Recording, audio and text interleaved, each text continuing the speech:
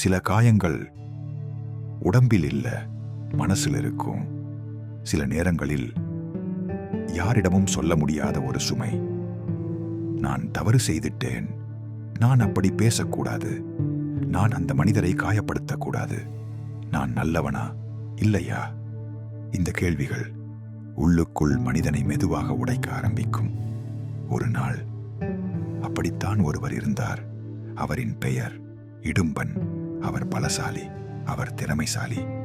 ஆனால் அவர் அகந்தையோடும் தவறான புரிதலோடும் முருகனை எதிர்த்து நின்றார். பழனி மலை அடிவாரத்தில் இடும்பன் முருகனை பார்த்தும் அறியவில்லை, தெய்வத்தை பார்த்தும் ஏற்றுக்கொள்ளவில்லை. அவர் போராடினார், எதிர்த்தார், கோபப்பட்டார். இறுதியில் அவர் தோற்றார். அங்கேதான் ஒரு அதிசயம் நடந்தது.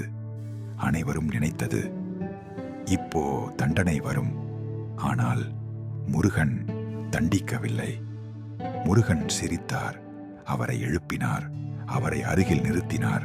பிறகு சொன்னார், தவறு செய்தவன் என் அருகில் வரக்கூடாதவன் இல்லை, தவறை உணர்ந்தவன் எனக்கு மிகவும் அருகில் இருப்பவன்.